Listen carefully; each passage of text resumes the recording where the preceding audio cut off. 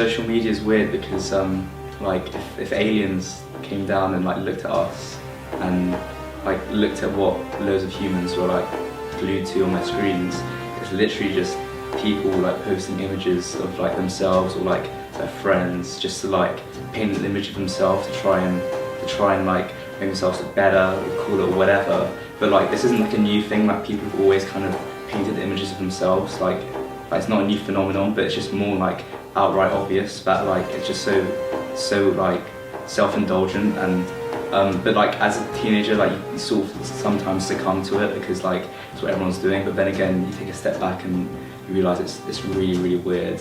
Well, I guess with social networking is you know, since the dawn of time, everyone's been like a tiny little narcissist anyway. So I think, especially nowadays, it's just a very nice big platform for people to just, you know, completely embrace their inner narcissist and just truly project it onto the outside world. And I think if you refuse to accept that, then you know you're just as narcissistic as everyone else, just trying to be like, look at me, I don't do social media, I'm cool. Like, but I think people are just, you know, really want everyone to just know that they're doing things with themselves, not just boring little people. And I guess if you are a boring little person, having an Instagram account with like 2,000 followers can show you off to be something very different to what you actually are. So, you know, woohoo. I think it's very scary. I think if anyone hasn't seen Black Mirror, they should. And it's like, I think adults see it as this like fun thing, like, oh, I'm gonna get Facebook, like it's really cool. And like children just have grown up with it and they just don't know what life is like without phones. Like our generation in particular, like we've had a childhood without like that much technology, and we've experienced like not the digital age, and now we're like in the middle of the digital age. We can't escape it. Like even if you delete Facebook or Instagram, like you can't escape it. And I think we're the only ones that can really understand how scary it can be and how like not cyberbullying and not like, you know, unfriended. Social networking is something that I have grown up with my entire life, just about.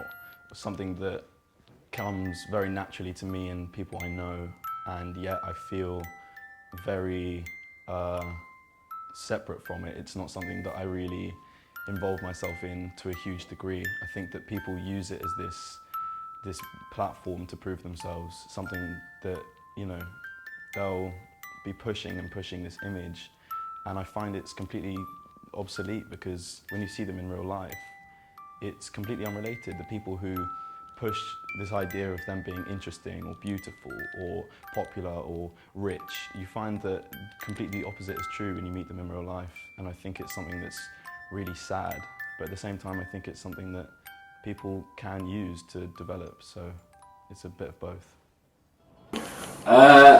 I really like at the moment some people's Finsters, which is like a fake Instagram, like a second Instagram. Like some people use it for just like posting funny shit or like just random shit that will make sense to like 3 people who follow them.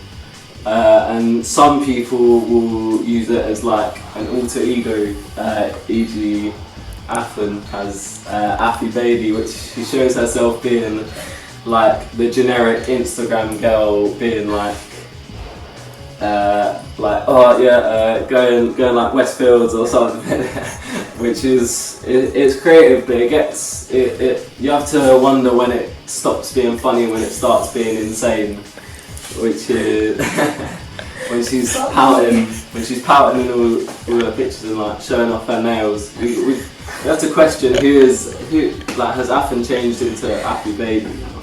I don't use social media like my friends do, which sort of annoys people, because I'll use it as just a place to put stuff up and like not take it too seriously, because I don't think it was really ever made to be this whole like put your perfect persona thing out there. I think it was just more because like I'm private on Instagram because I don't like people that don't know me don't get what I think like. So if I had just like friends of friends that I've never met following me, I think they'd instantly hate me just based on my social media presence. So it's sort of nice to have that whole sort of like, I can send out something to like this, not vast, but like more people than I'd be able to text at once or like meet with at the same time. And I can just sort of like let them all have this little laugh, a little joke that I found funny that they might not do, and then just get a little bit of me during their day. Like have a little bit of my personality just come out into their phone for a bit, and then they can just scroll past. It's really nice to know that like even if they don't like it, then at least they saw it.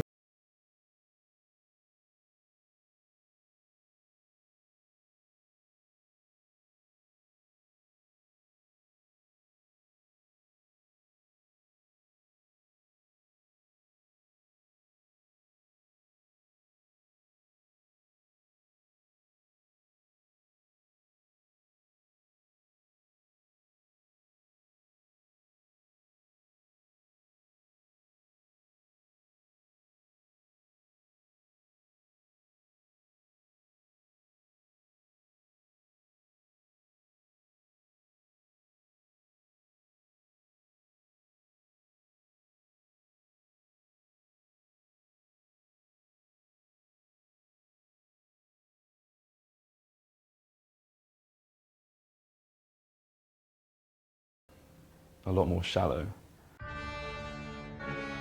But I think it's really terrible when people, because I don't really trust news sources enough to like actually listen to them properly. But it's when people like get their news from places like BuzzFeed, and then it's just sort of, it's always tainted by some like weird teenage angst that you don't really understand, or I don't really get, because it'll be like all this like talking about Syria and like terrorist attacks and that, and then like next to it it'll be like 15 ways to make your boyfriend love you more, and the whole setup annoys me. Like it's nice that they're trying to like sneak news into like social, like what people use more regularly, I think, or at least my generation uses it a bit more regularly. But it's just, it for some reason it just becomes insincere, and I just don't quite understand the whole point about it. So I prefer not to get any news than to get the news that some people have. The news, brought to you by me. Right. Me and my dad were talking about how back in ye olden days, only news presenters were allowed to look directly into the camera and address the audience like I'm doing now. Like come up and point at you and address you, and that's because they were considered the people who told the truth. They weren't acting, they were telling the truth. And so now we have this idea that when we're directed so front-only, we're kind of getting something that is the truth, and people take the news nowadays at complete face value. Like they think their research into a certain topic is sitting down and listening to the radio for 5 minutes and hearing a topic and then reading an article or two about it on their phones or on the paper on the tube. But really the news just gives us an idea of what's happening, it doesn't give us a story.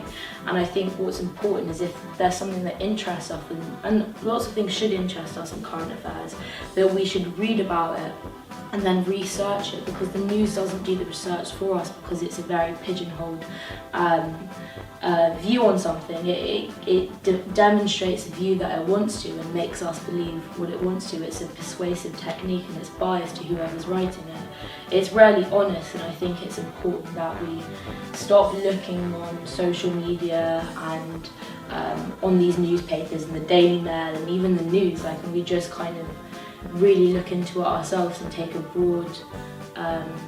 broad stance on it and reach all areas and explore both sides of the story in different places to get something that seems more 360 and true.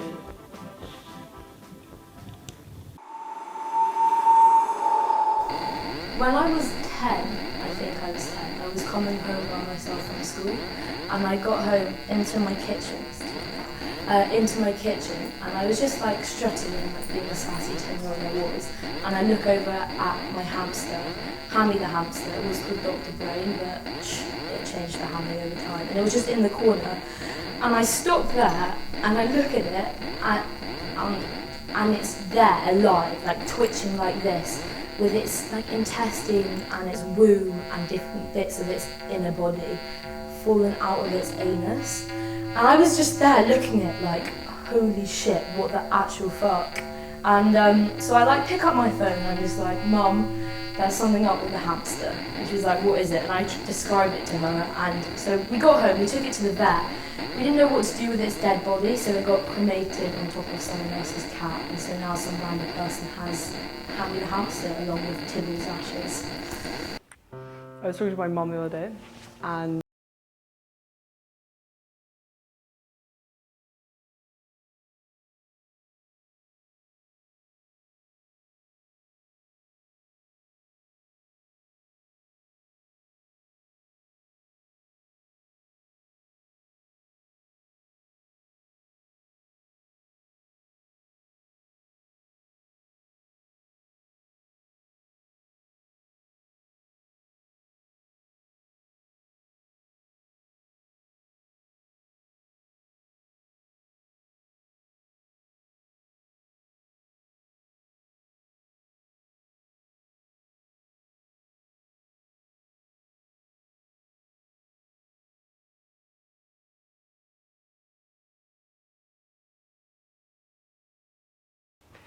So my dad's friend was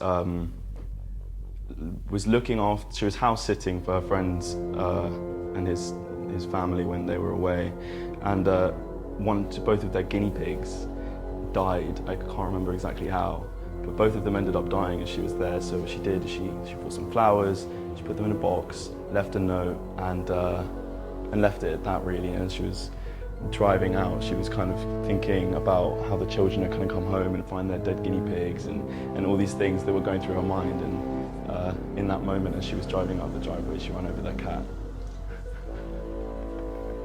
Death is something that I never think about, apart from in a very kind of jokey sense. Like there was, when I went to City, every morning I'd get on the tube and be like, I could just throw myself under the train and that would change things up a bit, which is really depressing. But I really like studying the Middle Ages because I think they have such an interesting view about death, because their lives were very well, not basic, but they had a lot, religion was such a massive part of their lives. Death was also a massive part. And so death wasn't this thing that just happened at the end, it was this life event, almost like getting married or a baptism or a birth or something that you prepared for, and it was kind of, you wanted your death to be as good as possible so that you could, because death wasn't the end, death was just like an event that preceded going to heaven or hell or wherever. And that's why I love all the art that's made about it, because you can really see how important it was. you have to die at some point, which is very true. Quite sad. It's a weird thing that we come into life and then we die, and what happens next no one really knows, except for dead people. But yeah, I don't think you should be afraid of death. And I don't think you should be sad when someone, I mean obviously be sad when someone dies, but they've had their time and they've done hopefully what they wanted to do, and it's just a natural part of life.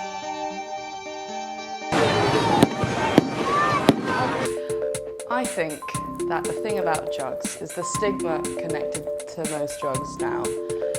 There's kind of a really common perception, which is true, that there's some that are worse than others, usually the ones that are used most frequently, but actually I really believe that prescription drugs are the worst. I think Valium and Xanax, benzos, all of those are the ones that are becoming so easy to get your hands on, and people really don't take them seriously. They'll take them for the most ridiculous reasons, and like George has said, and like, I mean, for me, I know for a fact I will only ever take a Xanax if I'm flying for like a really long time. And the state of mind that I'm in when I have that is just completely more drastic than any other substance that I've taken for fun. Something that I think is quite damaging, but it depends on the situation and the person's situation. But with prescription drugs in relation to mental health, it's something that I've noticed with a lot of people, with my dad and my sister and with various people that I know, how prescription drugs is something that, you know, you get prescribed them, and if you don't feel like they're working, they'll put you on a different one or on a more hard one or whatever it is. And I find that they don't solve problems, they just create a disconnect from reality, and I think that it's something that aims to help, and in some cases it really does, but I think in many cases, more often than not, it can be very damaging because the person never has the chance to actually review their situation and try and work things out, because they're in this headspace that is constantly dazed or having hallucinations and things, or on new drugs. Like my sister just yesterday had to call up my parents in a panic because she was seeing bugs all over the walls and things, and it's something that I don't think should go to everyone, but they kind of do. The last time I got like completely scared, like so scared that I just ended up crying, like what the fuck is happening, like what is reality, what's going on. And it was basically, I was coming down off a pill, and I started smoking weed, and like I was like hallucinating. It was so fun. Like I was like, correct me if I'm wrong, but is that a massive like Orthodox Jewish family under one umbrella? My friend was like, where? And I pointed out to her, she was like, that's the front of a tent. And you know, it was fun. At first it was fun, and then I'm sitting in this tent for hours and everyone is on this different level of fucked, and I'm like, what is going on? And so I run out of the tent at like 6 in the morning, back to my tent. And then as soon as I get there, I start hearing things, and it's like all of a sudden I thought that I was the center of the universe, and I could hear the music coming from the festival and my heartbeat, and I was like, they're monitoring my heartbeat because I can hear the music in time to the beat of my heart. And it was like slowly, like everyone was like closing in, and I started getting like auditory hallucinations. My mum being like, Mika, like if you don't run to me now, like it's over. And I was like, shit, like it's over, like I can't trust anyone, like the facade is over, like I am the center of reality, and it's like coming to, it's like it's crashing around me, like it's all being called out, and like I knew I was special, like this is it. And then I get my friend to come out, and she can't get out of her tent, and I'm like, fuck, there are people inside her tent that won't let her out of the tent because it's all like coming apart, she can't help me. And then she comes out, and she just got these like massive eyes, and she's looking at what's wrong, and I was like, I just can't trust anyone, I don't know what's going on, And we start walking around the festival, and it's like really early in the morning, it's kind of drizzling, and I'm just walking along, and it's just so muddy, and I'm covered in mud. And I don't know, I think the weird thing is I get these really irrational fears, and it's always, and Bella gets it too, and it's this thing where it's like nothing is real anymore, and you're the only thing that exists. But the funny thing is, in my mind, it was like my family are still relevant, and they're still there somewhere. But I know the only fear I ever get, and I guess it's kind of a rational fear, because this whole thing, I mean, we're looking at like everything where we are, like we're the center of our universe. I mean, even though, I mean, we're not, you know, it's like this is what's happening to us, and so as soon as like things like start to fall apart, like your brain starts falling apart, it's like everything is you. And so the thing is, what my friend was shouting at me, like, Mika, stop being so egocentric, like, stop being so egocentric, and I was like, I don't know, like, what's happening, like, please. And she was like, you know what, we're just gonna get some fucking Xanax and you'll go to sleep. And I was like, okay, fine, yeah, good. But that's the only fear I ever get. It's like everyone is watching me, and I'm the center of everything. And it's really weird, because it's like that fear is mixed in with like basically just having like, it's just being egocentric. When I was at a Secret Garden party two years ago, so like just after I'd done my GCSEs, and obviously that was a phase where people were massively into like MD and, you know, like Diz and everything, and I've never done that before in my life. And I remember there's a big stage called the Coliseum, which is like almost like, it's like a football stadium. And I was trying to get from one side to the other, and I must have walked past about, like, I don't know, fuck knows people, like 50 people. And every single one of them turned around with the typical like bugging, like pinging eyes, and they were like licking their lips, and it was disgusting. That was the main thing that turned me off. Just that, even though people are having a good time, loads of them really look like they don't. I've seen, like, one of my, like, a very good friend of mine, my best friend, there was a lot of bullshit with drugs in his life, and he wasn't even, I wouldn't call him like a druggie. He's just that, and then it just got construed the wrong way, and he lost a lot of friends over it, which really, really hurt me, because he's like a good friend of mine. And he's like my mum's favourite person in the whole world, and she's fully aware. She doesn't like me doing drugs, but she doesn't give a shit if other people do drugs as long as they sort themselves out, which he did. And I feel like people shouldn't, you know, try and exile people for doing drugs. Like in Portugal, they legalised every single drug. It's been legalised, and they've realised that that's like for the better. And instead of X amount of people sending them to jail, they'll bring them back into the community. And it's helped people, and that's the right way to deal with drugs rather than X amount of people making them feel bad for something that sometimes you stumble into. It's not entirely your fault all the time. I remember everyone got so gassed about drugs from when we were like 11 or 12 when we watched Skins, and they all went to some grim Bristol squat raves and like took pill heroin, like a bit of MD, and thought they were cool, and like little pills in the shape of Mario heads and whatnot. But then like, then you start to do drugs like a year or two, no, not when you're like 12, or a bit after that, and you can find yourself in some weird situations. Definitely enhanced by what you're on. And yeah, last summer I accidentally smoked crack. Right. Anyway, I think a lot of people, there's kind of like, I see kind of like two different types of drugs. There's the ones which people take to kind of get so out of it that they disconnect from reality, which means like the anxieties that people face nowadays, they can just kind of like forget about it. And then there's the ones which, I don't know, people just like because they sort you out. But one of my close friends has recently, we had something where he took too many of a certain drug, which meant that he took quite a few sleeping pills, Xanax, and he kind of collapsed and no one knew what to do. And this was while we were at school, and he was unconscious, and one of my mates was with him, and he was kind of like on the floor, couldn't move, his tongue was falling out of his mouth. One of our teachers then came around the corner and saw this whole thing happening. This guy completely collapsed, and he ended up getting in an ambulance, going to hospital, nearly dying, getting resuscitated, and it's kind of made a lot of, I think, our friends realise, even though we should have quite a long time ago, the kind of severe like dangers of like some drugs, I guess. Okay, so my friend in winter took acid, and she's done it before, but she had the most insane thing I've ever heard in my entire life. She didn't see anything that was real. It wasn't like slightly wavy or like colourful, and she didn't see anyone as they were. And the thing is everyone else was like holding her down, and like she was like disappearing, running off, scratching people and shit. And they had to like hold her down, but she said it was the most amazing experience of her life. But it made me think, like, creating this whole other, like not even just a teeny bit or like a bit happy, but an entire different world. Like she just wanted to stay in it, and which is really like virtual reality, which will be the new drug of the future. Yeah, first, I think. And yeah, and it's just like this whole other world that you can escape in, but with virtual reality, you can leave whenever you want. Ever since I was a child, I've had like really, really vivid dreams, and also have gotten sleep paralysis. And the first time I got sleep paralysis, I remember I looked over at my wall next to me, and there was like a black face with a long nose and a white eye with a dot in the middle. And I looked over and screamed like, "Mummy!" And then like no voice came out of my mouth, and so I sort of went to sleep like, okay, like don't know what that was, but it's fine.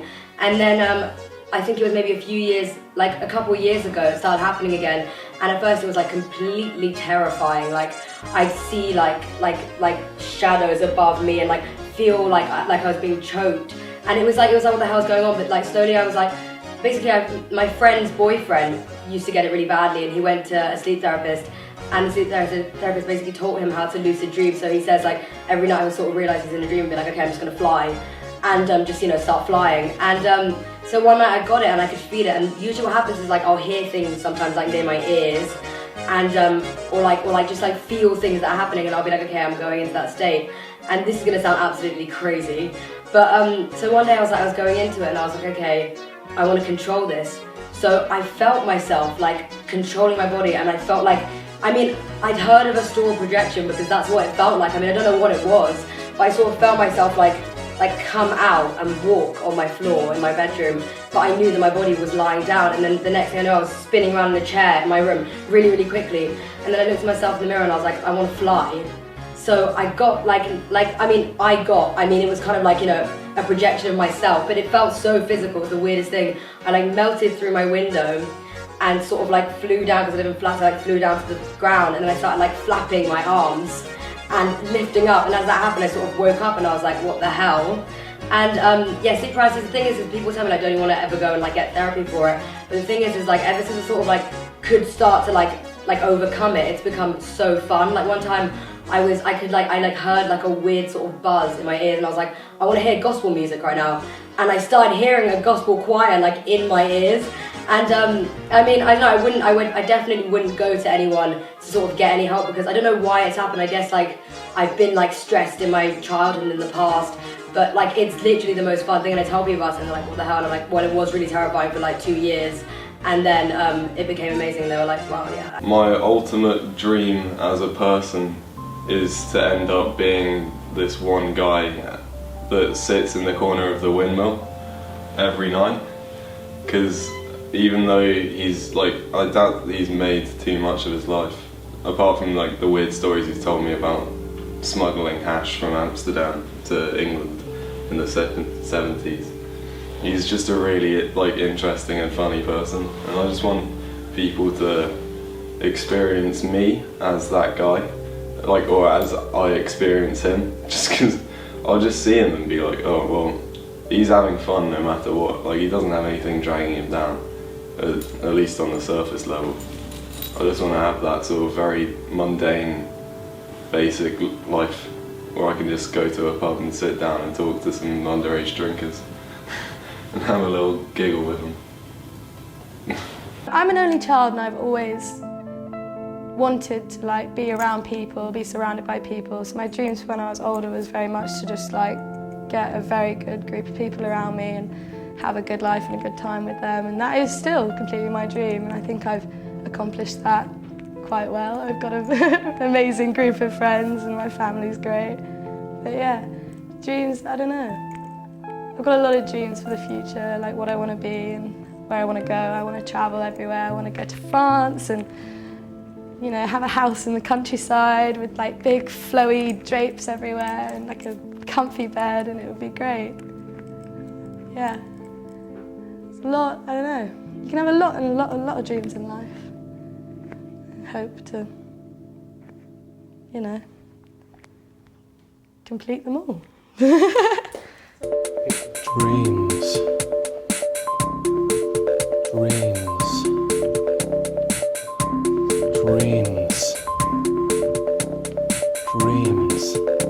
Follow your dreams, boy. Follow your dreams. If you don't, you're dreaming. Follow your dreams, boy. Or girl. Dreams. What is a dream? I feel at home in my dreams. I can escape reality and finally become at one with my psyche, my spiritual world, in the dream world, in my brain. Dreams. Fly away. Dreams are something that kind of come and go. The other week I was staying with my friend, and she woke up in the middle of the night with me screaming, trying to jump out the window of the place we were staying. And in my dream we were locked in a burning car park, and there were all these people, like all my old school teachers were walking towards me, and like they had babies with them, and they were trying to give us these babies, and there was no way out apart from this one window, and so I had to try and jump out the window. Anyway, we woke up to that, and she then had to lock the window every other night, and it was boiling in our room.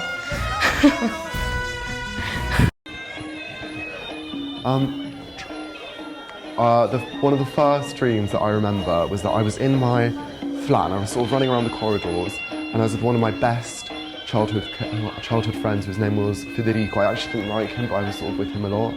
But I remember I was running through the corridors and there were all these faces coming outside out the wall saying my name, like Martino, Martino, Martino, like that. And I ran into my bedroom, looked in the mirror, and I was Strawberry Shortcake, the cartoon character, and I didn't know what to do about it. And then I remember looking away, looking back, and I was sort of one of those small fat Chinese figurines of a Buddha. And I just sort of, I remember, those were the two things that I was. A small fat Chinese figurine of a Buddha and strawberry shortcake. And, you know, I think that really says a lot about the kind of person that I've become. Like, at the end of the day, what more would you want to be than a little Buddha and then strawberry shortcake? Like, she's just so sweet. Okay, well, I have a theory that dreams are actually like, well, I believe that dreams are not just like what happens in your head when you're asleep. I think that like they're just way too crazy for that to be just like that. I think that you probably like enter into a parallel universe while you're asleep and like just live that life. And then like when you wake up, you're like in this life. But actually you've been in another life or another parallel universe. And I think that people should really put more investigation into that because they're really cool. It's just so weird how you can be in a dream and like the weirdest shit is happening. It's like so strange and it's like completely normal to you and you just don't question it at all. Or like when you're in a dream and you're like, am I dreaming?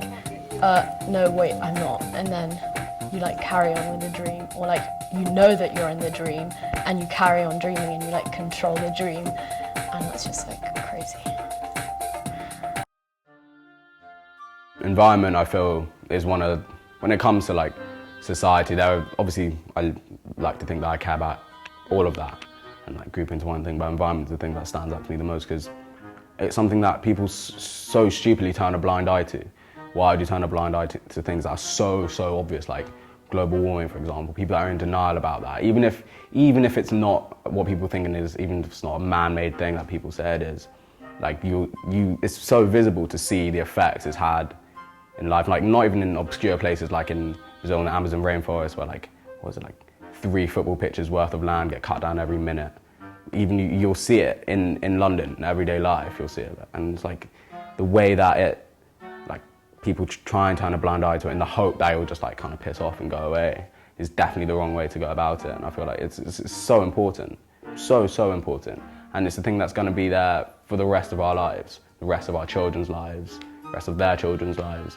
And I feel like the sooner people realise that this is actually something that needs to be addressed, the better, because otherwise we're going to be in a real sticky situation, man, for sure. It's something you start to create from yourself from like an extremely young age. Like I think that you know that like a leopard never changes his spots. Like I think I still am the same, have the same image or like perception of myself as I did when I was like 10 years old. Like I think that sort of remained quite consistent because as much as you might change outwardly to other people, I think self-image is something that remains the same. Like it may kind of alter slightly, but I think that I've just sort of like remained quite consistently the same person. Like obviously like I think everyone like realizes things about themselves and sort of decides that they're a certain person, like fit into a certain category or whatever. But ultimately like you do sort of stay the same as a basis. And in terms of the way other people perceive you, like at the end of the day, that's nowhere near as important as the way that you perceive yourself, because it will never affect you really. Embracing that, which I feel like is a good thing, but people do care, and people need to be seen. I don't know when I'm old, I definitely want to be like happy old. I don't want to have all that plastic surgery kind of stuff to prevent it, because it's quite a nice natural thing, isn't it, getting old? And I think old ladies are quite cool sometimes. You can get some really funky old ladies. I mean, quite a lot of my friends dress like grannies already. So I don't think much will change there. But yeah, I don't know, it's difficult getting old. Natural and you have to do it, and I don't think you should prevent it at all. The whole Botox thing, I mean, like, fair enough, that's your choice. It's beautiful, in a way. Something that I'm finding more and more as I've been growing up and in recent years is the kind of this disconnect between me and my friends and people I know, but kind of caused by aging at different rates or aging in different ways. Maybe I don't know, perhaps it's arrogant to say, but I feel somewhat more mature than a lot of people I know, which can be very it can be very isolating. Even when I'm in a huge group of people, I feel like I'm, you know, just completely unrelated to things that they're talking about or things that they're doing. And it feels, it's difficult because I find that as the years go on, the people that I supposedly was close with, the people that I thought were supposed to be my closest friends and relatives, I find that we grow further and further apart, and it's kind of an odd thing to witness and something that I can't change. Getting old is very scary, especially for women, because I feel like you judge yourself by all these things that you judge your value by all these things that fade away. But in a way, I'm kind of excited for it to happen because I feel like this whole old value system goes and you're left with like the most kind of innate, intrinsic things that aren't external, they're all internal. And that might be a very naive way of thinking about it, but I think it would be very interesting and very scary. But yeah, I'm also really scared of menopause. I think about that quite a lot. Really don't want it to happen. But yeah, and I also feel like I definitely will get plastic surgery for all my big talk about like not judging yourself by societal standards. I think Botox will be the way, subtly. But yeah, just tasteful Botox.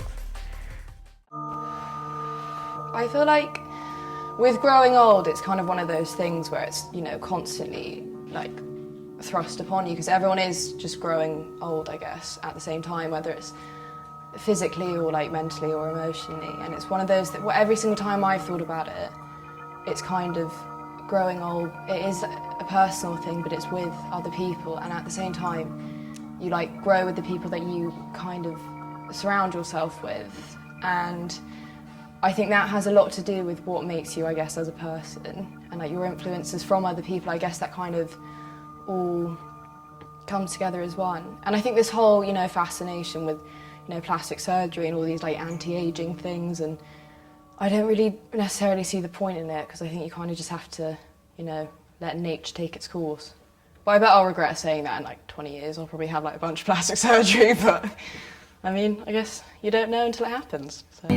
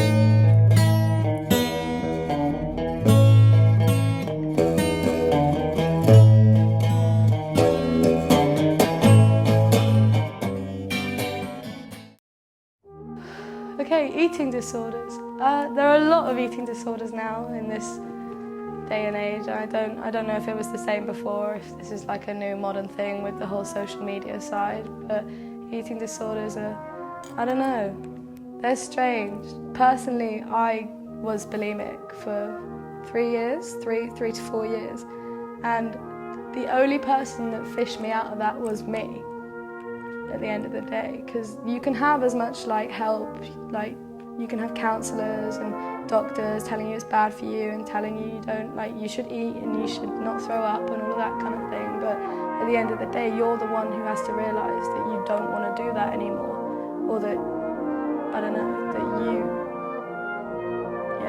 are the only one that can fish you out of that disorder in a way. And it's weird, it's just such a weird like mindset that you get into, but you can solve it.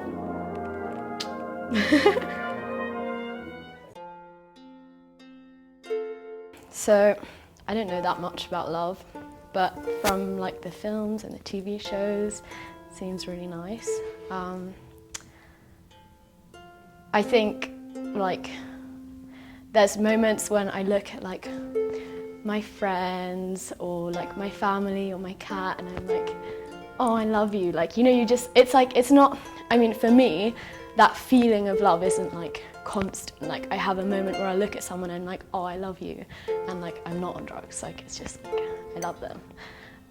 Or even when I'm doing something that I really like, it's like that kind of like warm feeling. It like bubbles up inside of you, and it's like, yeah, it's a really good feeling, but I don't think that's what people write sonnets about. So hopefully one day I'll find true love. Love is a confusing one. I guess it's like, you could say love is like diarrhea, you know. If you push it too hard, you'll shit yourself. And no one wants to shit themselves, especially if you're in love, you know. Pretty much, like, I don't know. I guess it's just like anything, to be honest, love, you know. It's just, I think it's just a distraction from your miserable, terrible life, to be honest. And you know, you just want to have a nice connection with someone else who has a nice, miserable, terrible life, so you can both be miserable and terrible together, and somehow think that that'll make you not so miserable and terrible. So, love. I think love is, it's quite horrible, like primarily. You can, you know, it's very rare to be in love with someone, like truly, fully in love with someone, and have them love you back. I think everyone gets that once if they're really, really lucky. And the rest of the time, it's common to just be fully, entirely in love with somebody and have nothing back, which is really horrible. It's like a real, real pain, and it's a pain that you can't fix, and it takes so long. And then love within families also is quite selfish, I think, in the sense that you love someone and you think that justifies you, that you're a caring person, but if something were to happen and you spend your whole life being paranoid of that thing happening, then it's just because you know that you'll be broken, so it just comes back to you again.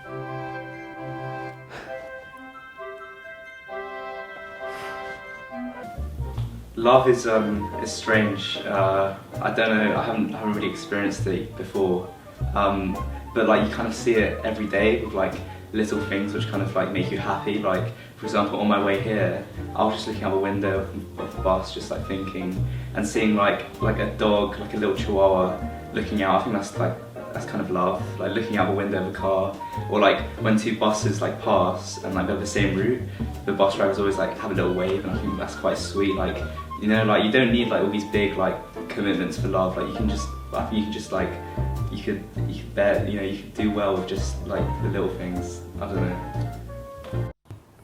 know. Because I feel like in my life, if I could say so, I've only ever been in love like once, and that was when I was like very young, like 13 or 14. So like at the moment, I don't really think I can like relate that to real life, especially like love comes in loads of different forms. Like I've got 2 pet rabbits. I love my pet rabbits. At the same time, I don't love them in the same way that I love like my mates or like, I don't know, girlfriend, friends or whatever, family, all of that stuff. But I feel like it's not something that should be taken as seriously as it is.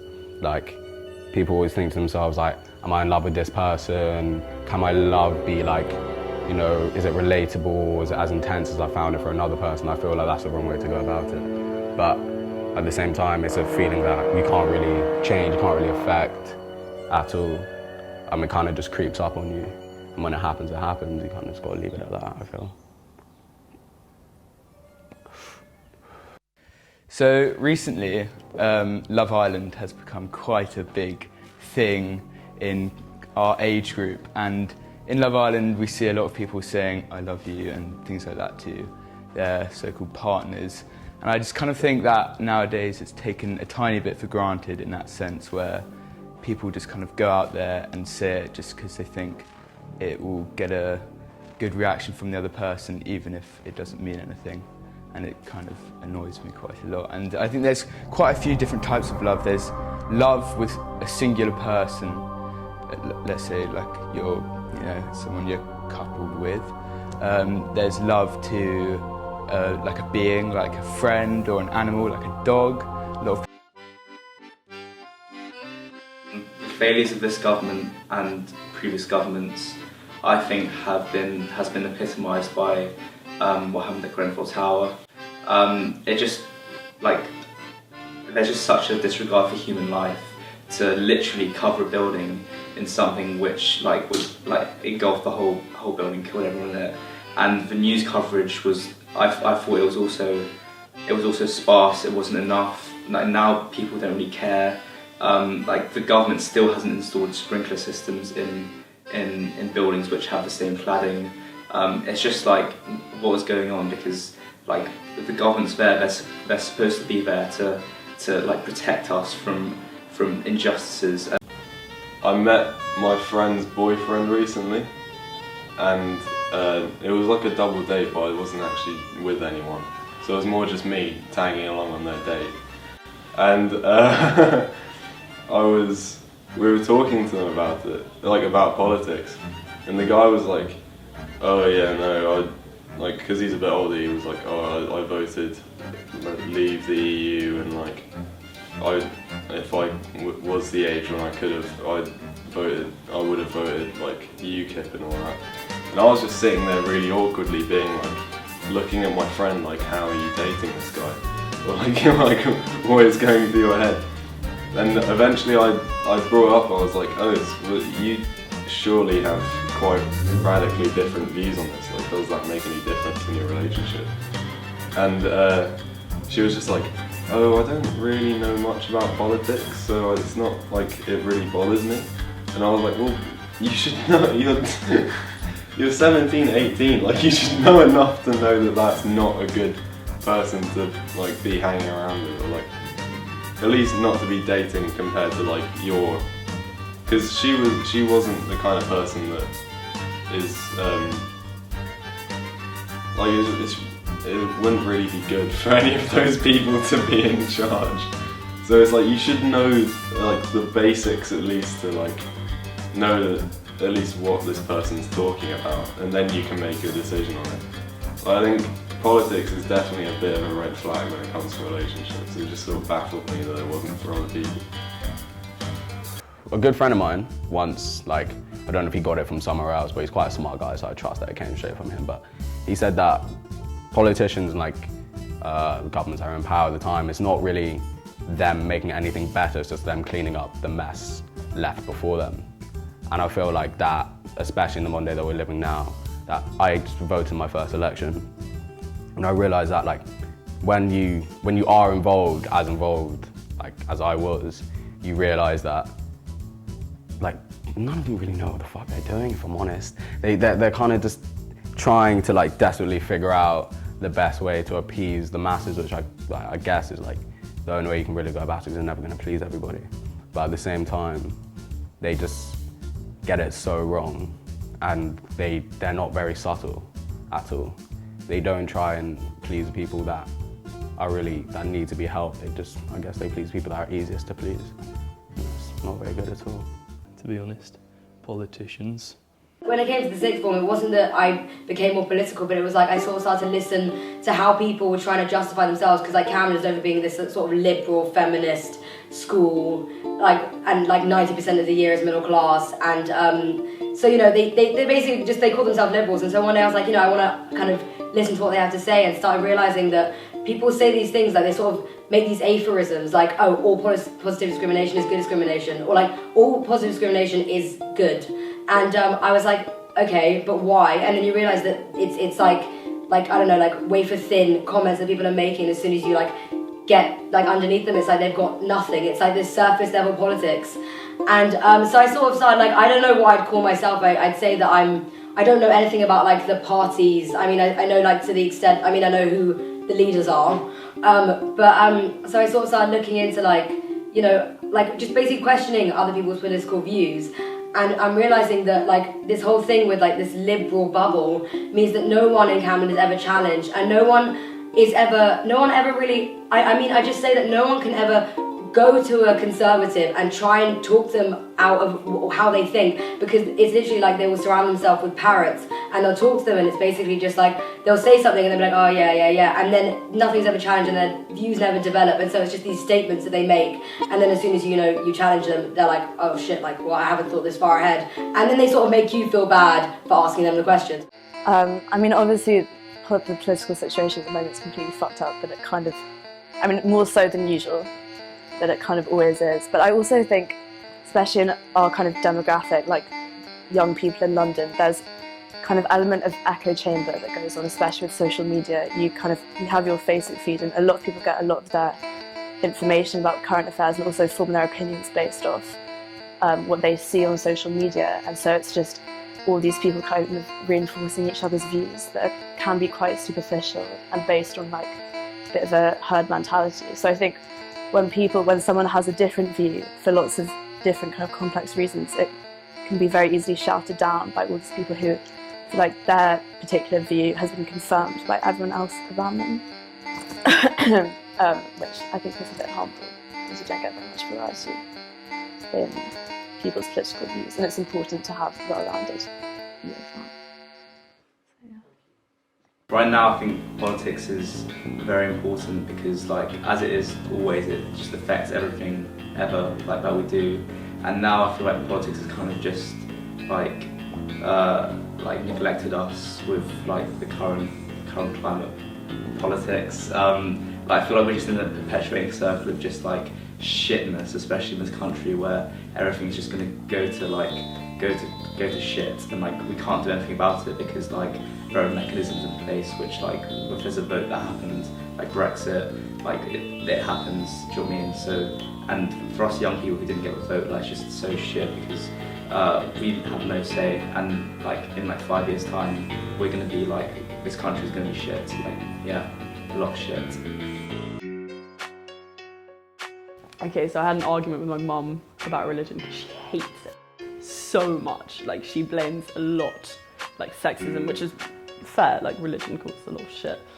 But I think I've argued with her and I was like, the thing is I'm not personally religious, but there's a difference between religion and faith, and I think religion is just humans putting their, like the Dawkins God of the Gaps thing, putting their issues onto something. So like homophobia, fear, you can create the Bible or any of these things which kind of like make it human and so to do with humans and not really to do with the idea of a higher power or like a first cause is what I've talked about with her. And with faith it's completely separate, because I think you can have faith in a first cause or interest in like why everything started or ended, and not have to make it about humanity and make it about personal things like thou shalt not steal or whatever.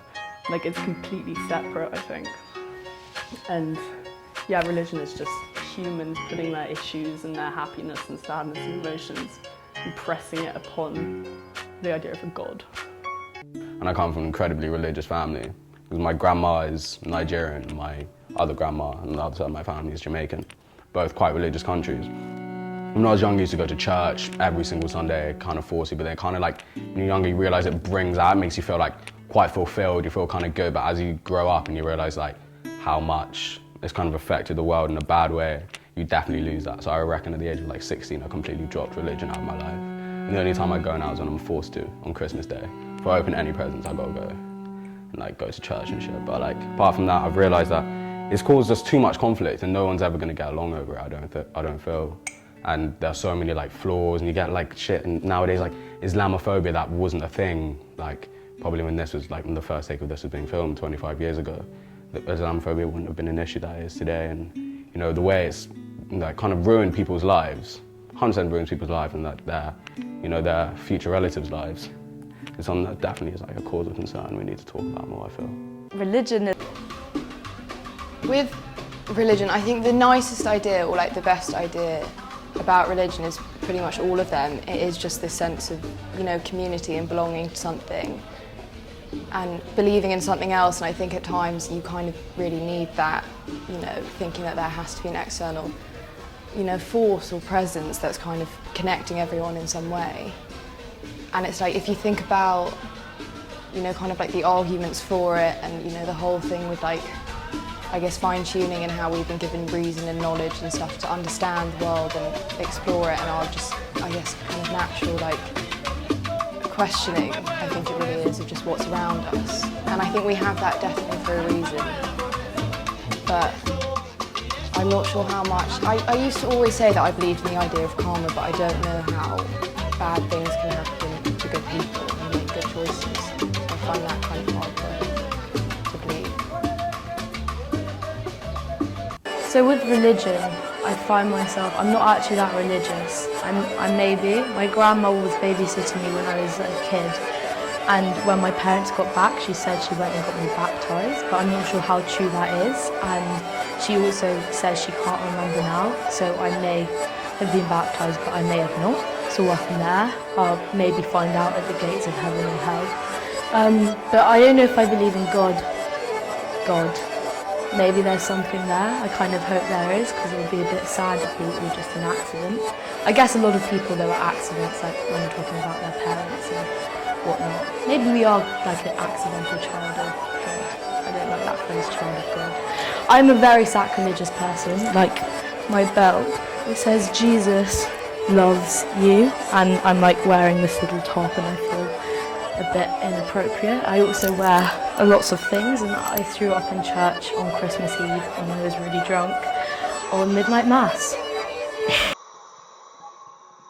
I think money, like personally, is a thing that's affected my life in a big way, considering I've been in privately educated like 75% of my life, but my family don't really have the money for private education, which has kind of like cocked up a lot of things, like family kind of believing that they have the money for certain things and being influenced by people around them that do. So that like caused a lot of bullshit in my family, but like, oh well, it's more of a burden, I think, than like a good thing in life, because you constantly always think about it. Like I was just on holiday and I was stuck out there with absolutely no money, and I managed to get some. And like it was when I withdrew the money from the ATM, I got a weird feeling that I was actually kind of like calm with life. But at that moment, I realised that like it's a bit of a fucked up concept. That I didn't really need it, but it still, you know, made me feel that good. But I didn't need it in my life at all. Shit, bro. I think a lot of people like to say that money isn't important to them, but I think that's only true if you're at a certain level of, you have a certain level of like comfort. So you know, have a certain amount of money.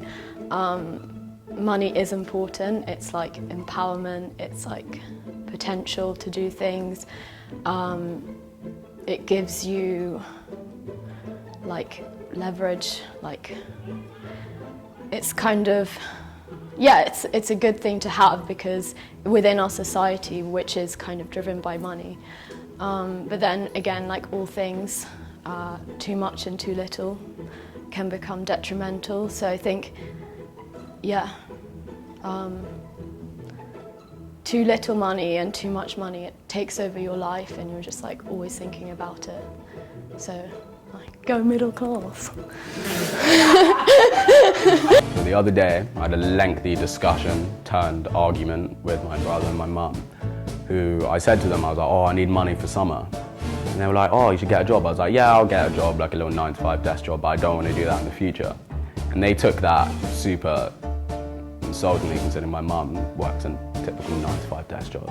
And he said that if you want to be successful, if you want to have a good job, you want to make money, you're going to need to do a 9-to-5 job in the future, which I highly, highly disagree with. One of my dreams, probably my main dream and aspiration in the future, is to have a job that almost like a holiday.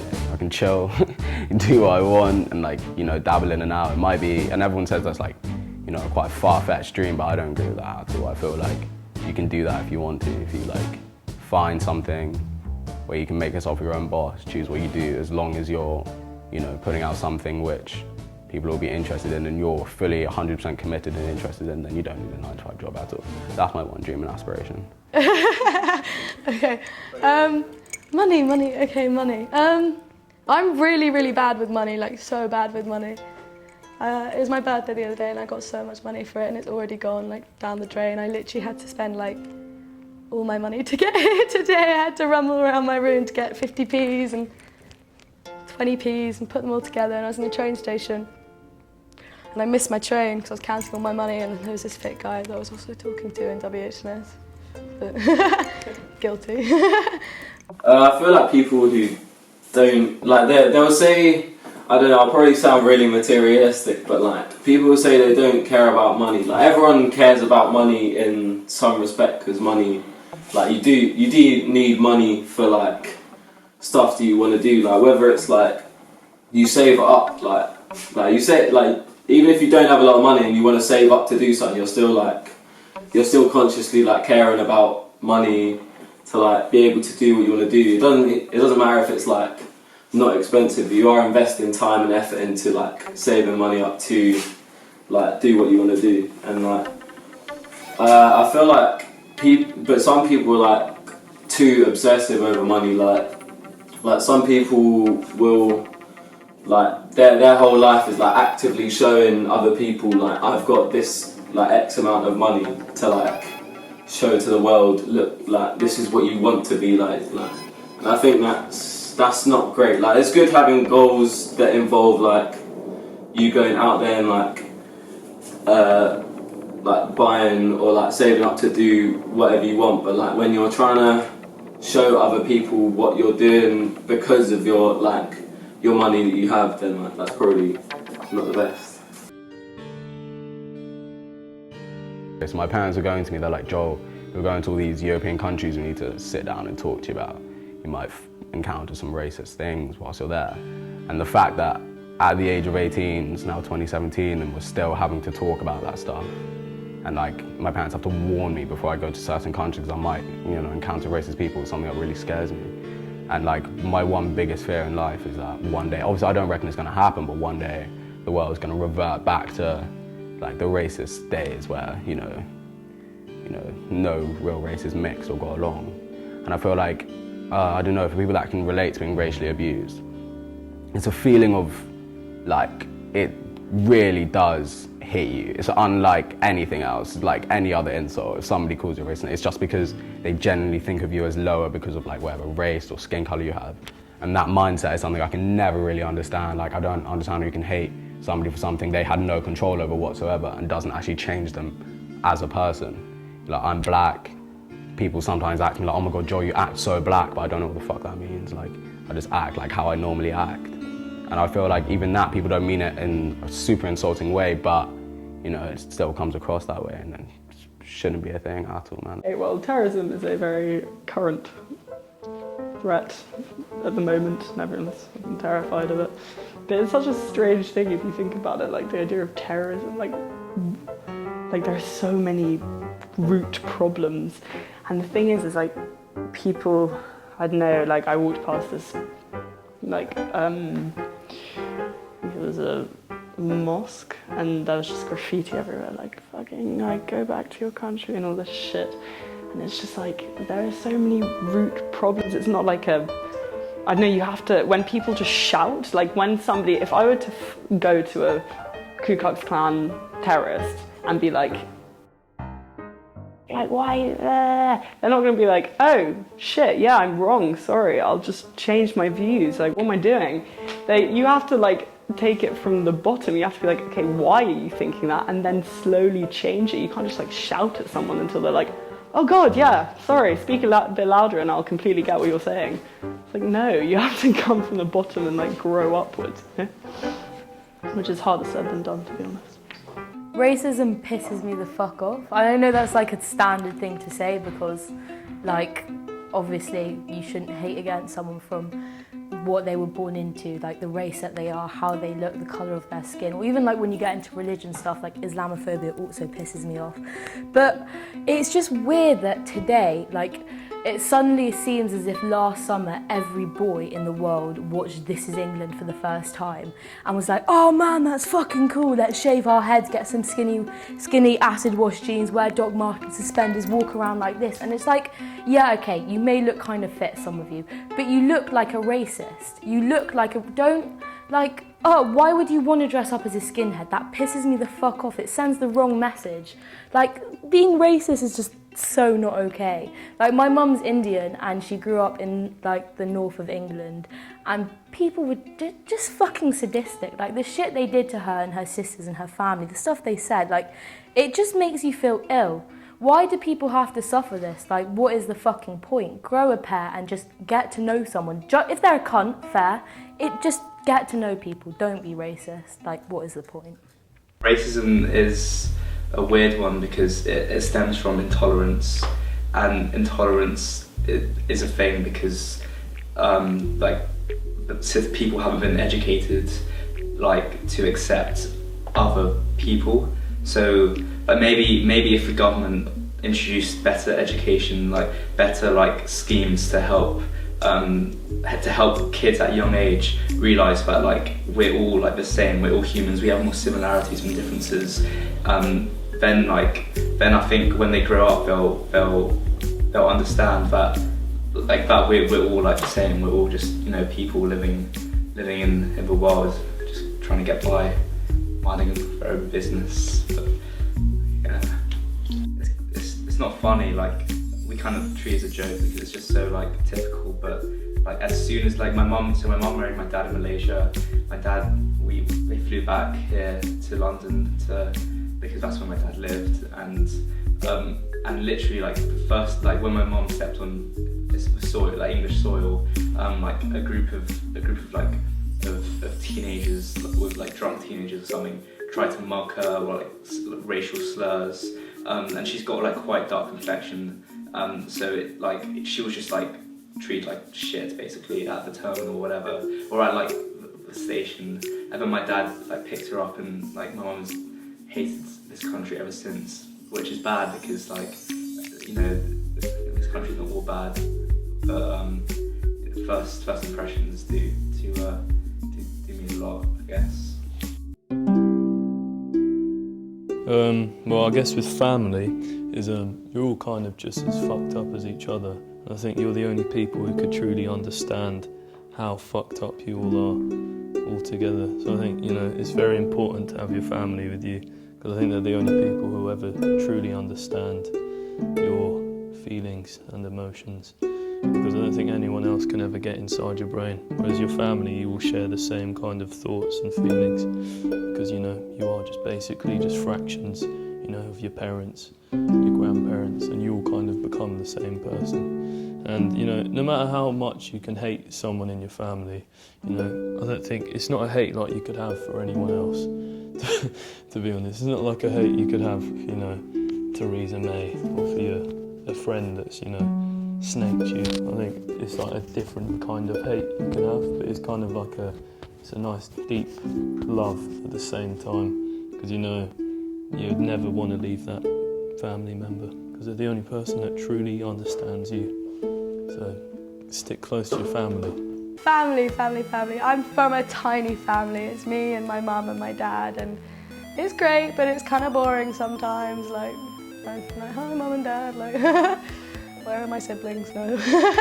But yeah, my dad's one of 7 and my mum's one of 3. So cousin-wise, I'm sorted. I've got loads of cousins, tons. Although I haven't met them all, which is kind of weird and kind of fun to think that somewhere in the world there's a relation that I haven't met, which is super fun. And hopefully I will meet them, but you never know. My dad is Austrian, which is quite fun as well. And I didn't actually realise that. I went to Budapest recently. Oh no, that's in Hungary, sorry. I thought that was in Austria. So that's bad. Yeah, I thought Budapest was like a whole country in itself, but it's not, apparently. But yeah, I've never been to Austria. And my mum's Irish, I've never been to Ireland. I'm actually quite bad at that whole family heritage thing. I should probably chase that up a bit, sort that out. I feel family is the one thing that, especially family issues, the one thing that everybody faces, and they range, and I know loads of people feel like there are certain family issues worse than anybody else's, but it comes from family where I've had a fair share of issues being due to like money issues. I've been in and out of schooling for, I haven't completed a school in the past 10 years due to like financial issues in my family, which is like a long time. And that definitely makes you realize the different like dynamics within families. I know like my family used to sit down every Sunday together, have like a big meal. I haven't had like a family dinner in like 2 years. And like when you see that change, especially being the eldest, where my dad unfortunately had to go to like prison or some bullshit for like 2 years. And when you realize that when you become the eldest and you're having to like look after 2 younger siblings like and your mum because of one family member cocking up, it does make you clock that family is the one thing that you can't really avoid. You need that in your life. My mum was from Israel, my dad was from Pakistan, and so it's like, you know, two extreme religious countries coming together, and obviously like it didn't work. I think the reason my mum actually like went up and talked to my dad was the reason why is because he looked just like my mum's ex. Like I was like, who is this man? Is it my dad? And she was like, no, it was my ex-boyfriend before him. And I was like, what the hell? They're identical. And so yeah, no, but I, like my family life as a child wasn't amazing. Like my dad was an addict, an alcoholic, and you know, it was like, he was a really smart boy as a child, and like growing up, I mean, he did like maths, physics, chemistry, and then like came to England and then couldn't pay for his university, and then slowly sort of like got into like art, and then sort of spiraled downwards. And that whole time, my mum was kind of like she wasn't a Buddhist, she wasn't practicing for about 14 or 15 years, and then she sort of started again, she got this sort of strength, and she was like, yeah, okay, I need to do this, and then finally like got him out for good. And I mean, the thing is she talks about my life, like, you know, a lot of it is like, she says, I feel like I'm 10 years younger because I haven't been alive for the past 15 years, and it's like, okay, that's great for you, but like, you know, that's my entire childhood. And I mean, the thing is, it was hard. I mean, the thing is, also, I was closer to my dad than I was to my mum, and then the whole thing happened, it was just like hatred for everyone and hatred for myself. But then as soon as you come out of that, it's like, I don't know, I guess what you realise family is like, it's fucked up, but it's like these people that kind of feed you like ideas, and like with like underneath all of those things, all of the kind of the sadness and like the hatred was like, my dad was telling me all these he was teaching me all these really weird messages. Like I remember him telling me things about like souls and like religion, and he didn't believe in, like, I don't know what he believed in, maybe not God, but like for instance, my hamster died when I was like 10, and he told me when I got home he gave it a Muslim burial. Like he wrapped it in like white loincloth, and I mean he was pretty fucked up at the time, but he told me, Mika, like that night I heard the hamster calling my name, and you know, I didn't go and check on her, and now she's dead. So in my family I've got my mum, she's a Muslim, my dad who's a Muslim, and my sister who's 2 years below me, who's also like started to go out drinking, like getting wild and stuff. But like as opposed to me, who'd come home at like 4 AM or 3 AM, like stumbling upstairs, like waking up really hungover with a croaky voice. My parents asking me loads of questions and me just being like, I don't know. My sister just has sleepovers and she's really clever, and like it's really annoying because she doesn't get caught and I kind of do. And yeah, so that's my family.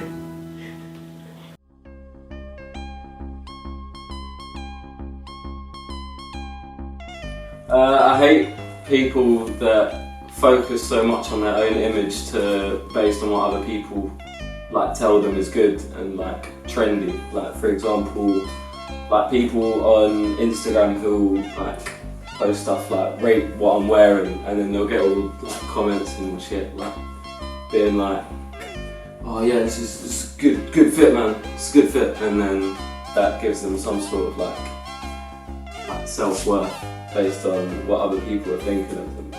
And I think it's like I'll shop at like charity shops, and like this whole outfit is like £15 rather than spending like £500 on a pair of shoes just because people will say it's cool.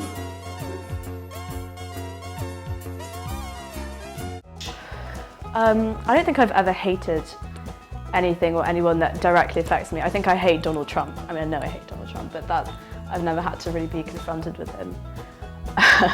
But yeah, I think, especially like in my friendship group, we find things to feel very strongly about and hate that are very like arbitrary. And it's kind of it's quite selfish. It turns into like making a statement about yourself, being like, I hate Lana Del Rey, for example, or like skinny jeans. I think it's quite funny that we talk about how much we hate these things, but actually it doesn't really matter. And hate is a very strong word that I think gets misused. But yeah, I think there's so much hate in the world at the moment, obviously. and it's weird, it feels like it's all resurfaced. It feels like it was under the surface for a long time, and now people like Nigel Farage and all of them have kind of let all this brewing stuff come back up, which is really sad. You know what really fucking pisses me off? When you're on the tube and, okay, you're trying to get off at your stop and all about 50 tourists try getting on the train and you can't fucking get off. No matter how many times TfL says, always let customers off the train first, please. And who the fuck just gets on the train and doesn't let customers off the train first, please? It's the most awkward thing, okay? You're trying to get off your stop. What if you miss your stop? They can just get on the next train. You're gonna have to go to the next stop, get off, go fucking back, get on another train back, and then you're on your stop, and then you're gonna have to get on the train again. Also, it's just fucking annoying, okay? Just if you stand to the side, the doors aren't gonna close for you. They'll give you enough time for you to get on your train. Just let people off the train first, okay? Please, just let customers off the train first. Thanks. Like if humans would like design in a way that means that they were happy all the time, then we would basically lie there and die, because it's like you don't have any other like feelings, like you don't have any other ambitions, because it's like it's constant contentment. Like I guess hunger like, so I guess if there was a scale of like anger, pain, misery, and then happiness, like elation, fulfillment, hunger would probably be towards like pain and misery. And so if we were always happy, there would never be any step forward, and we really would just like, as soon as we were like sentient, I guess babies are sentient, but I wouldn't necessarily say they get angry or happy. I mean it's up for debate.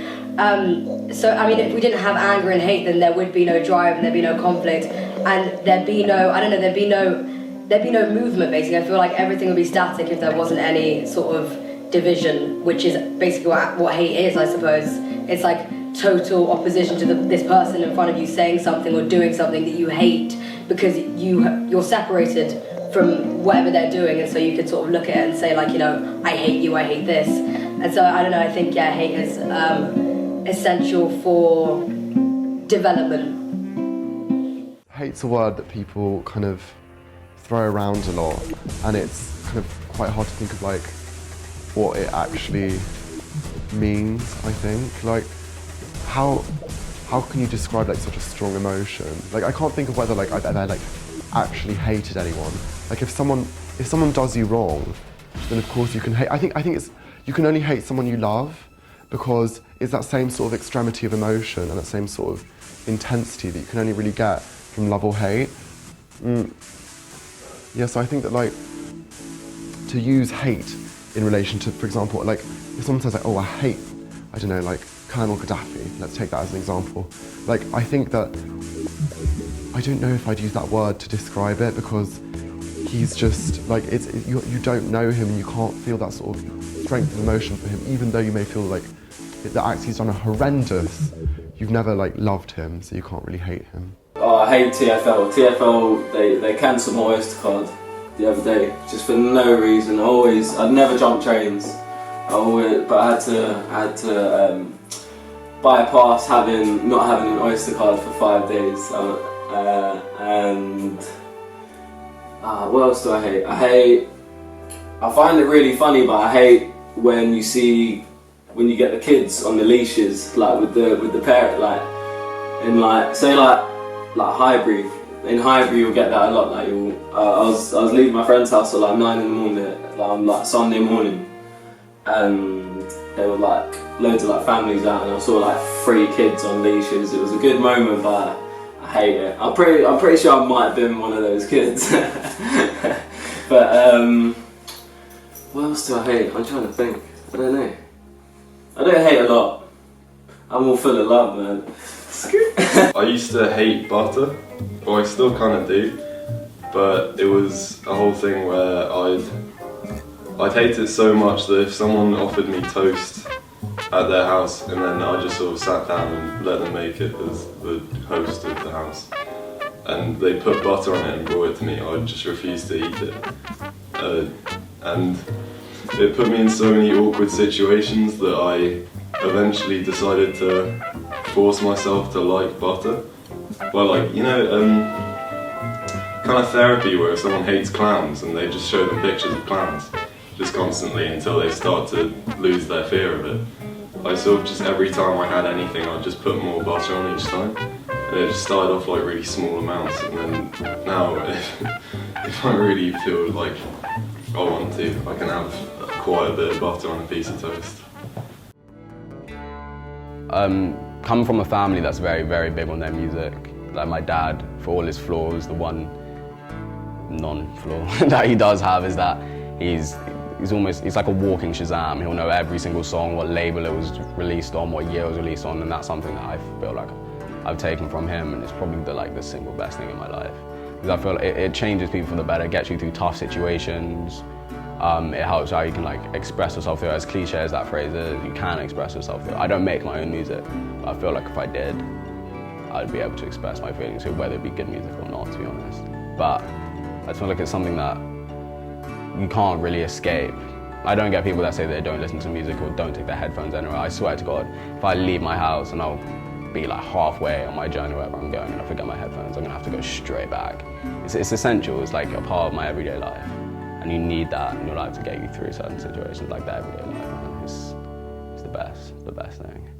Now I've kind of got this real passion for quite repetitive piano music. So if you're familiar with someone like Philip Glass, the reason why I like playing it so much is because it kind of puts me in this trance-like state where I'm actually not thinking about anything else. And other times, you know, if you're playing jazz or something, if it's like kind of quite emotional and nice jazz, you might be thinking about love or something like that. But when you're playing this kind of very melodic, repetitive thing, you just forget. I just forget about anything, and it's really weird. It's almost like meditating, even though I've got all these, I'm physically doing something. But I'm just kind of like, especially once you've learnt the piece, and you can just kind of do it almost, you know, with your eyes closed, which helps my muscle memory thing, how I basically learnt through that and not through actually reading music. It kind of allows me to learn quite quickly how to just learn something without actually looking at a sheet of music. And yeah, I just really like kind of just getting in that state. Maybe a lot of people don't like listening to it because it's quite boring, but it's something that I love to play.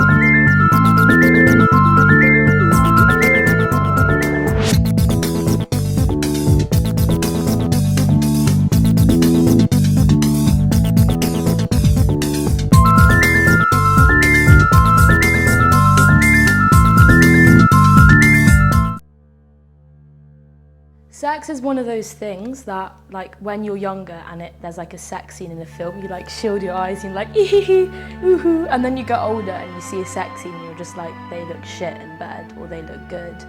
And we have a whole idea of sex where it kind of comes from films and word of mouth, and you see like all these unrealistic and weird, like beautiful people having sex together in like the sunlight glistening with sweat, and angels are singing and people are coming, and it just seems glorious, but it's also a bit fucked up. And society's view on sex, and society like pushes its view onto you and projects like as a girl you feel like a sex object. And I don't know if guys feel the same way. I mean, there's a whole penis envy and whatnot, but you look at the Madonna whore thing and it's just like, okay, I'm a virgin and you think I'm fucking Christ's mother, which isn't possible because she was a virgin and gave a child, or I'm a whore. Like, which one do you want me to be? Like, which one? I'll be both. Sex, overrated, is what I think that's like the main thing I can say about it. It's the view I had when I was younger, because you kind of like, it's the thing that everyone talks about every 2 seconds, like who slept with who, and then you lose your virginity. Seems to be a big moment in your life. You realise it's not really all that. But I guess that's kind of subjective. I guess depends who you're having sex with or whatever. But it's one of those things I've never really talked about with anybody. I don't really talk about it with my parents. I don't really have that relationship with them. I can't really be like, so Mum, I slept with this person. I reckon she'd slap me across the face if I tried to talk to her about that shit. Sex is the way societies are formed. Sex is like everywhere. I think it's like in ads, it's in paintings, it's like kind of, if you look closer, everything is about sex. Like, you're always kind of selling sex in some way, and like, it's what you think about when you get dressed. It's like one of the first things that you like think about when you meet someone. You like, you know, like, what would it be like with that person? And it's like one of the most primal things. It's like shitting and eating. It's like one of the only things that is like keeps us animals. And yeah, I think our society, like, we have this veil of like civility, and you know, like, we like to think that we're very civilized, but like really, like, what most people think about is penises and vaginas for most of the time. So. Recently I noticed all my art looks the same, so I've been trying to push it a bit, because I've got such like a weird like thought process where I'll just make stuff funny and then make it seem pretentious afterwards. But what's funny to me is just having a hell of a lot of stuff just in one place and just letting it be there. So I went through a bit of me trying to be a cubist for a bit, and then instantly painted over it because I really hated it. It just wasn't, it was way too naff. And then recently I've been trying to do fake science, like diagrams, like in the maths where you get the angles and stuff but making them make no sense. So everything, like, I'll put like find X in the corner, and then X, if you actually try and work it out, is like 15 different numbers and also Y. So it's really fun just playing around with that sort of stuff. But I end up doing not what I meant to, since I'm doing a bit triple BTEC. So I'm just wasting all my time in art and just not doing anything that'll get me a grade. Art. What is art? Is this art? Is this art? How about this? Nobody knows what art truly is. Is art a line on a piece of paper? Is art opening your blinds in the morning and filming it? Is art sitting in a chair for 20 hours and not standing up? Who knows what art truly is? That's the true beauty of art. Art. Is this art?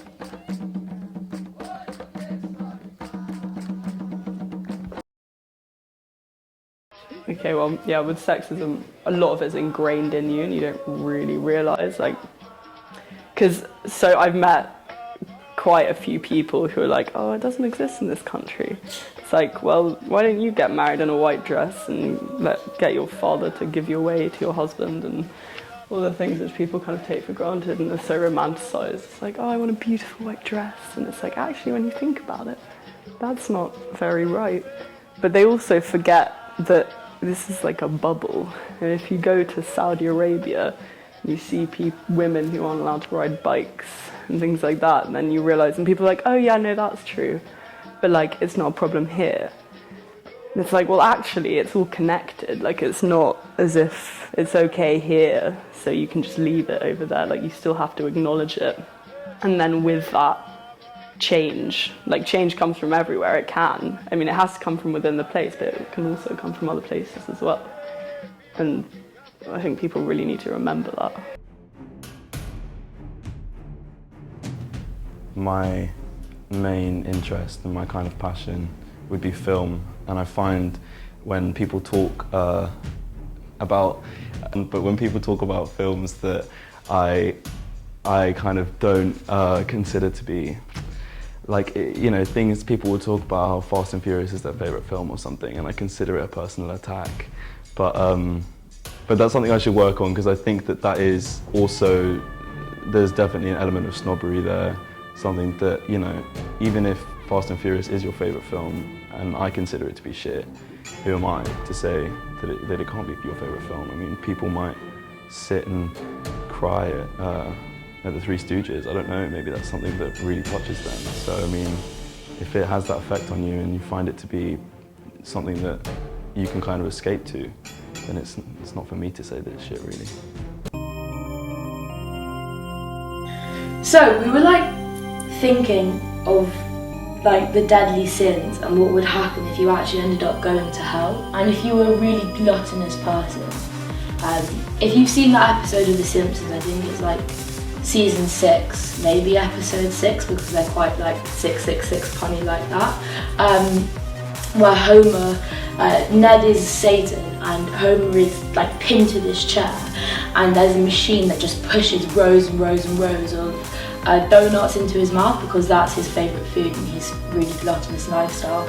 So we were thinking, imagine if there was like this torture, like a Room 101, where instead of the thing you hated, the thing you loved the most would just be forced on you up until the point where you really hated it. Like when you over-listen to a song or overeat a certain food, if you were locked in a room and the only food you were fed was your favourite meal and you were fed that twice a day, and the only thing you would hear slowly getting louder throughout the day was your favourite song, and then once a day, no, maybe 3 times a day, every hour, no, that wouldn't work, every couple of hours your favourite movie would play as well, and so your whole everything you loved, everything you thought you had this connection to, you would eventually just learn to be sick at the sight of.